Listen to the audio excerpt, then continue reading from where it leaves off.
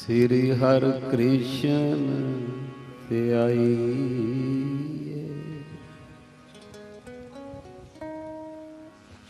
जिस डिठे सब दुख जाए।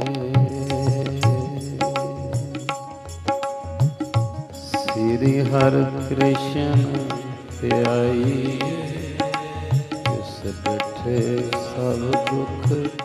नमस्कार दोस्तों, आप देख रहे हैं घुमक्कर lady the non stop traveller. मैं हूं रेणु शुक्ला और इस वक्त हैं हम गुरुद्वारे में, जो कि पिपलानी भेल क्षेत्र में स्थित है। और ये बहुत पुराना गुरुद्वारा है। जहाँ तक मेरी जानकारी है, ये भेल क्षेत्र का पहला गुरुद्वारा है। और इसके बारे में और अधिक जानकारी के लिए हम यहाँ के सेवादार जसविंदर जी से बात करते हैं। तो आइए मिलते हैं जसविंदर जी से। सत श्री अकाल जी। सत श्री अकाल जी। सत श्री अकाल जी, आप यहाँ के बारे में गुरुद्वारा कब बना, कैसे बना, और बहुत ज़्यादा सहयोग, बहुत सारे लोगों ने तो सहयोग दिया ही होगा, लेकिन कुछ विशेष नाम होते हैं जिन्होंने बहुत अपनी सेवा यहाँ दी होंगी। तो आप विस्तार से बता दीजिए। सबसे पहले जी वाहिगुरु जी का खालसा, वाहिगुरु जी की फतेह। आप जिस स्थान पे खड़े हुए हैं, ये स्थान BHL का सबसे पहला गुरुद्वारा है जी। BHL की स्थापना 1958 में हुई थी जी। उस टाइम हिंदुस्तान के कोने कोने से कई सिख हैं जो नौजवान थे, वो इस स्थान पे आए। तो शाम के टाइम पे सबको बैठ के भजन कीर्तन करना था, तो कीर्तन करने के लिए उनको लोग चाहिए थे, जगह चाहिए थी कहीं। तो BHL मैनेजमेंट कमेटी ने फिर इन्हों को एक जगह दी। वो जगह यही जगह है जहाँ पर खड़े हुए हैं। इस जगह पे फिर हमने उन लोगों ने मिलके उस ज़माने में इस भवन का निर्माण किया। जो आप भवन देख रहे हैं, इसमें कोई मजदूर यूज़ नहीं किया गया, सबके सब मिलके अपने हाथों से ये सेवा करते थे। अब गुरुद्वारे को चलाने के लिए, रोज़ सेवा संभाल करने के लिए गुरु ग्रंथ साहब जी महाराज विराजमान हैं। गुरु ग्रंथ साहब जी महाराज जी हमारे जीवित गुरु हैं, लिविंग गुरु हैं। उन गुरु साहिबाओं का अमृत वेले सुबह उठ के रोज़ सेवा करनी पड़ती है। तो सेवा करने के लिए यहाँ पे ग्रंथी सिंह होना ज़रूरी था। आप दूसरी भाषा में ले लो, पुजारी जी, यहाँ में एक सेवादार इस गुरुद्वारे के जो थे। तो यहाँ पे ज्ञानी बलबीर सिंह जी जो थे, वो 1965 से लगा लो आप, 1965 से लेके 55 साल उन्होंने इसी गुरुद्वारे में सेवा करी है। अच्छा, आपके कोई चेंज नहीं हुए? उनका कोई चेंज नहीं हुआ। आज जो आप ज्ञानी जी देख रहे हैं, ये ज्ञानी जी उनके बेटे हैं जी। तो ये पूरा परिवार जो है 6 दशक लगा लो आप, 10 दशकों से इस गुरुद्वारे की सेवा कर रहे हैं। मतलब आपके यहाँ कोई भी पुजारी चेंज नहीं हुए, मतलब ज्ञानी जी कोई चेंज नहीं, जरूरत ही नहीं पड़ी। उन्होंने इतनी अच्छी सेवा करी, आए गए की सेवा करी। जो गुरु ग्रंथ साहब जी के साथ जोड़ने की बातें थी, जो वो बातें पूरी उन्होंने सिखाई। हमारे ऐसे बच्चे तैयार करे, हमें भी गुरु ग्रंथ साहब उन्होंने जोड़ा। तो ये परिवार ने मिलके हम लोगों को गुरु ग्रंथ साहब जी के साथ जोड़ा है। मतलब पूरी सेवा दी, पूरे ईमानदारी से यहाँ पे की। हाँ जी जी। और मैं ये पूछना चाहती हूँ कि यहाँ पे जैसे टाइम टू टाइम हर दिन, जैसे हम लोग कहते हैं मंदिरों में पूजा होती है, ये इस टाइम पे आरती होती है, तो ऐसे यहाँ पे भी कोई टाइमिंग होगा ना कि हाँ जी, कब पूजा होती है, सुबह शाम? देखिए, समय के अनुसार, मौसम के अनुसार सब चेंजेस होते हैं। गुरु ग्रंथ साहब जी महाराज जी जहाँ विराजमान, इसको हम तख्त कहते हैं जी। तख्त हमेशा बादशाह को दिया जाता है जी। ऊपर आप पालकी देख रहे हैं, वो चौर साहब ज्ञानी जी कर रहे हैं जी। और सामने चंदोवा इसको कहते हैं। ये सब बादशाहों की निशानी है जी। ये हमारे बादशाह हैं। तो बादशाह जब सुबह सुबह, वैसे सर्दियों में 5 बजे और गर्मियों में 4 बजे अनुसार आते। अच्छा। पीछे कमरा है, वहाँ पे वो कमरा आपको दिखाते हैं हम, उसको हम सचखंड कहते हैं। गुरु ग्रंथ साहब जी महाराज जी अभी जैसे प्रकाश है, हम जो होली बुक को आप खोलने को हम लोग प्रकाश कहते हैं। प्रकाश करके चंदोवा बना के रुमाला रख के महाराज जी को तैयार करके सिंहासन बिठाते हैं हम। तो महाराज जी सिंहासन पे आते हैं सुबह 5 बजे। तो 5 बजे आने के बाद पूरे सत्कार के साथ, जैसे कोई राजा महाराजा आते हैं, उसके बाद प्रार्थना करते हैं कि आपने दर्शन दिए, बहुत धन्यवाद। फिर हम क्या आपको दें जी। तो आपको देने के लिए हम नित्यनेम की वाणी पढ़ते हैं, जो सुबह सुबह 5 बजे से लेकर 7 बजे तक कथा कीर्तन के रूप में इसी स्थान पे होता है। अच्छा, शाम के टाइम में रोज वही वाणी रहराज साहब जी का पाठ होता है। वो ज्ञानी जी आप करते हैं, साथ में संगत आके करती है। 9 बजे तक महाराज जी प्रकाश मुद्रा में ही रहते हैं। शाम को फिर सुखासन कहते हैं हम उसको जी। किताब को क्लोज करना, ग्रंथ को क्लोज करने को हम लोग सुखासन कहते हैं। सुखासन करके फिर महाराज जी यहाँ विराजमान ही रहेंगे। अब यहाँ एक अंदर कमरा है, उस कमरे में महाराज जी को ले आते हैं। ये रोज की रूटीन एक्टिविटी है जो होती है। और गुरु ग्रंथ साहिब जी महाराज जी के अंदर जो कंपोजिशन है वो 1430 पेजेस है, 1430 पेजेस है, जिसको हम लोग अंग कहते हैं प्यार की भाषा में। उसमें 6 गुरु हैं, 15 भगत हैं और 11 भट्ट हैं। टोटल मिला के 35 लोगों की वाणी इस गुरु ग्रंथ साहिब जी के अंदर है। अगर आप बात करें तो हिंदुस्तान के कोने कोने से जितने भी भगत हैं, भगत रविदास जी हुए, भगत धन्ना जी हुए, भगत सैन जी हुए, भगत फरीद जी हुए, तो ये सारा गुलदस्ता वाणी का जो है वो गुरु ग्रंथ साहिब जी में विराजमान है। तो जिन्होंने गुरु ग्रंथ साहिब जी के दर्शन रुमाला उठा के करें, उन्हें पता गुरु ग्रंथ साहिब जी महाराज जी के अंदर कितने भगत है और क्या बात है। इसमें वाणी सिर्फ एक ही बात की होती है, सिर्फ अकाल पुरख की वाणी, निराकार की वाणी होती है, निरंकार की उस्तत है बस। अच्छा। और हमें जीवन कैसे जीने वो उसमें बताया गया है। अच्छा, जिन दर्शकों को ये सब नहीं मालूम, ये जानकारी उनके लिए बहुत अच्छी है, क्योंकि हम आते हैं गुरुद्वारे में, हमको तो नहीं पता कि क्या है, और प्रणाम करते हैं चले जाते हैं। तो ये जानकारी बहुत अच्छी रही। और ये तो आपने पूजा का बताया। हाँ जी। और आप लोगों के यहाँ एक विशेष चीज़ होती है लंगर। हाँ जी। है ना, तो उस लंगर के बारे में बताइए। और ये लंगर कब से चल रहा है? देखिए, लंगर की मर्यादा ऐसे शुरू हुई थी कि हम भक्ति करने के लिए आके बैठे कहीं, गुरु महाराज जी ने अपना आसन लगाया हुआ है, अपना दरबार सजाया हुआ है। आज तो आपके पास टीवी है जी, गाड़ी है, सब कुछ है आपके पास। उस ज़माने में जब किसी के पास कोई गाड़ी नहीं होती थी, घोड़ा नहीं होता, इवन गधा नहीं होता था किसी के पास चलने के लिए कहीं पे, तब लोग पैदल आते थे। वो पैदल कहाँ से आ रहे हैं? दूर से पैदल चलते हुए आ रहे हैं। तो गुरु महाराज जी ने कहा कि जितनी दूर से आए हो, तो गुरु अमरदास जी महाराज हमारे तीसरे गुरु हैं, उन्होंने कहा पहले पंगत पाछे संगत।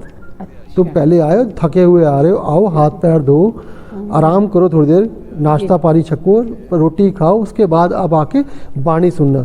भगत कबीर जी की वाणी है कि भूखे भगत ना होए, पेट भूखा हो आपको और आप दिमाग लगा के बैठे मैं पूजा करनी, आपको पूजा नहीं हो सकती। जैसे उस हम लोग क्या कहा जाता है, हाँ जी, भूखे भजन नहीं होत गोपाला, ले लो अपनी कंठी माला। वो भगत कबीर जी का शब्द गुरु ग्रंथ साहिब जी महाराज हैं, भूखे भगत ना होई माला अपने ले। तो अगर आपने पेट भर के लंगर छका है, इत्मीनान से बैठे हुए कूल माइंड में बैठ के आप भक्ति कर सकते हो।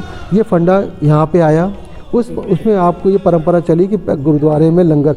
अब लंगर बनाए कौन? तो कहा कि लंगर बनाने के लिए आप ही लंगर बनाना है और आप ही लंगर छकना है फिर। अच्छा। तो उसमें क्या होता है, जो लोग आते हैं वो प्रेम से लंगर बनाते हैं ताकि संगत को लंगर छकाना। और आपको एक बात और बता दूं मैं कि जब लंगर तैयार होता है गुरुद्वारे में, तो गुरुद्वारे का जो लंगर वो आप घर पर नहीं बना सकते कभी। अच्छा। इतना स्वादिष्ट होता है वो कि आप घर पे नहीं बना सकते। जो आदमी यहाँ लंगर बना रहा है वो घर पे बनाएगा तो नहीं बना पाएगा। अब कारण क्या है उसके? कारण क्या है, जब लंगर बनता है तो गुरु ग्रंथ साहिब जी महाराज जी की जो बाणियाँ हैं जो हम लोग वो साथ साथ में पढ़ते हैं, तो जिस अन्न पे बाणी का असर हो तो अमृत बन जाती है, तो वो प्रसाद हो जाता है। तो उस प्रसाद को बनाने के लिए हम लोग फिर गुरु ग्रंथ साहिब जी महाराज जी आगे थाल रखते हैं कि महाराज जी अब ये लंगर तैयार हो गया है, भोग लगाना, जिसको भोग लगा, हाँ भोग लगाना है, अब आप भोग लगाओ और ये भोग संगत को देने की कृपा करो। तो जो भोजन परमात्मा छक ले वो तो फिर स्वादिष्ट वैसे ही होगा। आपने भगत धन्ना जी का नाम सुना होगा, वो धन्ना जी गुरु ग्रंथ साहिब जी महाराज में विराजमान है। उनके पिताजी कह के गए कि परमात्मा को लंगर छकाओ, तो उन्होंने खुद अपने हाथों से लंगर बना के परमात्मा को प्रत्यक्ष दूध का भोग लगाया था। वो भी गुरु ग्रंथ साहिब जी वहाँ विराजमान है। हाँ जी। और मैं ये पूछ रही हूँ, जैसे यहाँ पे अपने कुछ विशेष प्रोग्राम जैसे प्रकाश पर्व है ना, हाँ जी, ऐसे 2-3 आप लोगों के बहुत विशेष पर्व होते हैं। हाँ जी। आप यहाँ पे वो कौन कौन से पर्व मनाए जाते हैं? इस गुरुद्वारा स्थान में हम लोग 3 पर्व हैं जो बहुत हाई लेवल पर मनाते हैं। पहला गुरु नानक देव जी महाराज जी का प्रकाश, गुरु गोविंद सिंह जी महाराज जी का प्रकाश, जन्मदिन कह लीजिए आप दूसरी भाषाओं में, और खालसे का जन्मदिन जिसको बैसाखी कहते हैं, वो हम लोग यहाँ पे बहुत हाई लेवल पर 3-4 दिन का प्रोग्राम होता है पूरा। अब आने वाले समय में 30 तारीख को गुरु नानक देव जी महाराज जी का प्रकाश पर्व आ रहा है। उस पर्व की तैयारी यहाँ चल रही है। तो ये भी बताइए आप थोड़ा सा कि अभी इस टाइम अपना कोरोना काल चल रहा है। हाँ जी। तो जो हमारे भक्त लोग आएंगे यहाँ पे, तो उनके लिए क्या विशेष अपन ने वो रखा है? कुछ नियम है, कुछ ऐसी चीज़ें हैं जो पहले से जो भक्त आए वो अपना तैयारी करके आए कि हमको मालूम है ये चीज़ यहाँ पे होगी इस टाइम। हाँ जी। तो देखिए कोरोना ने तो आके संसार को बहुत कुछ सिखा दिया है जी जी। और अब लोगों को बताने की ज़रूरत नहीं है, लोग समझदार हो चुके हैं। और जो हमने सीखा इन 8-9 महीनों में, 30 तारीख को इस स्थान पे करीब 10,000 लोगों का इकट्ठा होता है जो गुरु नानक देव जी महाराज जी के रूप में मनाते हैं। सिख ही नहीं, जो नॉन सिख लोग भी हैं वो लोग भी यहाँ पे मत्था टेकने ज़रूर आते हैं। तो इस बार हमने ये प्लान किया कि ज़्यादा लोग इकट्ठे हो जाएंगे तो सोशल डिस्टेंस मेंटेन नहीं कर पाएंगे हम लोग। और हम लोग ने जो संगत आ रही है उसके लिए बाहर गेट पे ही सैनिटाइज़र रख दिए हैं, साबुन रख दिए हैं कि आप आएँ, हाथ धोना जिम्मेदारी आपकी, हम बोलेंगे जिम्मेदारी आपकी। ये मास्क के बिना कोई अंदर ना आए, ये मास्क लगाना बिल्कुल ज़रूरी है यहाँ पे, ये आपको खुद सोचना है। हमारे गुरु ग्रंथ साहिब जी महाराज जी की जो पहला अंग है जिसको पहली बाणी कहते हैं, वो पहला पेज है, वो कहते हैं हुक्म रजाई चलना नानक लिखिया नाल। जो हुक्म गाइडलाइन है वो अगर आपने पालन नहीं करी तो आप सीखे नहीं हैं। तो हमने ये तैयारियां करी कि यहाँ जो प्रोग्राम चलेगा उसके बाद इकट्ठा संगत यहाँ पे आके ना बैठे, क्रमशः में लोग आएँ, अपने आप सोशल डिस्टेंस मेंटेन करें, आके नमस्कार करें, यथाशक्ति जो पेटा लेके आए हैं जो महाराज जी को दें यहाँ पे अपनी पेटा स्वीकार करें, मतलब जो अपना करते हैं वो सब करें पर यहाँ बैठे ना। हाँ 2 मिनट के लिए 2 मिनट आप थोड़े में बैठें और जगह डिस्टेंस मेंटेन करके यहाँ से आप बाहर निकलें। और बाहर निकले प्रसाद और लंगर सब बाहर इंतजाम किया हुआ है। इस बार हमने ये प्लान किया है कि प्रसाद हम लोग संगत को खड़े होकर दे देंगे बाहर, और जो लंगर अंदर बनता है हमारा उसके हमने छोटे छोटे पैकेट्स बनाए हैं, तो वो पैकेट्स आप लीजिए और अपने घर जाके छकिए, क्योंकि इस बार मजबूरी है तो अपन को ये चीज़ फॉलो करनी पड़ेगी कि हमारी सुरक्षा में ही सबकी सुरक्षा है। गुरु ग्रंथ साहिब जी महाराज जी का एक वचन और है, सरबत का भला। तो सरबत के भले में अगर हम अपना भला नहीं करेंगे तो दुनिया का भला नहीं होगा, इसलिए पहले अपने आप को बचा के चले हम, फिर दुनिया को बचा सकते हैं। प्रभात फेरी नहीं निकाली जाएगी इस बार प्रभात फेरी, क्योंकि वो कारण और भी थे इस करके प्रभात फेरी हमने नहीं निकाली है। पर 30 तारीख को हम 6:30 बजे जब कर्फ्यू खुलेगा उसके बाद इसी स्थान से प्रभात फेरी निकलेगी और इसी स्थान पर आगे समाप्ति होगी। वो इसलिए करा गया, एक फॉर्मेलिटी होती है और इस स्थान के आसपास खुला एरिया बहुत है। तो संगत को पहले ही बोल दिया गया कि आप लोग डिस्टेंस मेंटेन करें, चलो चाहे जितना लंबा होता लंबा हो जान दो, पर आप लोग सोशल डिस्टेंस मेंटेन करके चले और अपने आप को दूर रख के ही चले।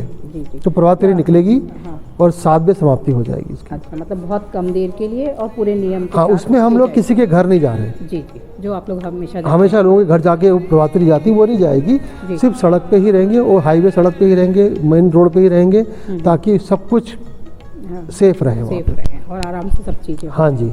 और कोई ऐसी बात गुरुद्वारे से संबंधित हो जो आप बताना चाहते हो जो सबके लिए? देखिए, आम आदमी के लिए तो मेरे महाराज जी का एक ही वचन है। महाराज जी कहते हैं कि गुरा एक दे बुझाई सबना जिया कायक दाता सो में विसर्जन जाए। सारे लोगों को दान देने वाला, सारे देवों को पालने वाला पालक एक परमात्मा है, उसको ना भूल जाओ। मैंने आपको पहले भी ये बात कही थी कि आज हम लोग बट गए आपस में। तो गुरु नानक देव जी महाराज जी का जो प्रकाश पूर्व आ रहा है, उनके एक तरफ एक मुसलमान थे और एक तरफ एक हिंदू थे। उस जमाने में जब हिंदू मुसलमान को देख के राजी नहीं था, तब महाराज दोनों इकट्ठे बिठा के चलाए। आज भी समय वही आ गया है। बस एक को एक प्रार्थना है आपके चैनल के माध्यम से कि आदमी अपने आप को आदमी कहलाए, अपना बंदा कहलाए। देखो, जानवर को कहने की ज़रूरत नहीं है, कुत्ते को बोलने की ज़रूरत नहीं कि तू कुत्ता बन के दिखा, और जानवर को बोलने की ज़रूरत नहीं कि तू बन के दिखा, वो तो है ही वैसा। एक इंसान, इसको बार बार बोलना पड़ता है कि बंदा बन के दिखा। जिस अंदर बंदगी नहीं वो बंदा नहीं बन सकता। जिस परमात्मा को भी मानते हो उसको मानो, बस अपने आप को इंसान कह के पुकारो, बंदा कह के पुकारो। ये यहाँ से एक संदेश है। जी हाँ, इंसानियत जिंदा रहे। इंसानियत जिंदा रहे हमारी बस। तो बहुत बहुत धन्यवाद आपका, और प्रकाश पर्व के बारे में आपने बताया उसके लिए बहुत धन्यवाद। तो दोस्तों, अभी हम गुरुद्वारे में सर सेवादार जसविंदर जी से बात कर रहे थे। प्रकाश पर्व पर हम एक बार और आएंगे यहाँ पर और आपको ये सारी जानकारी देते रहेंगे। तब तक आप मेरे चैनल को देखते रहिए। मेरे चैनल को लाइक, शेयर और सब्सक्राइब करें। मैं हूँ घुमक्कड़ lady, the non stop traveller. Thank you.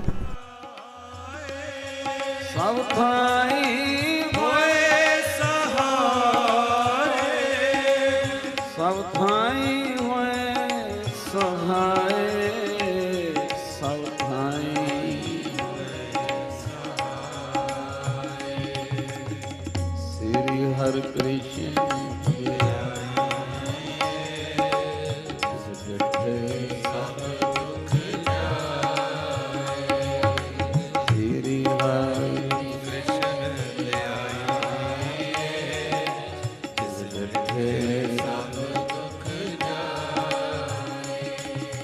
जाए दुख जाए दुख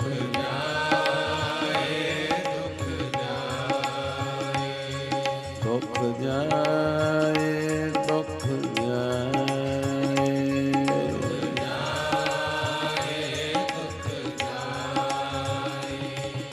श्री हरि कृष्ण प्यारे तिस डिठे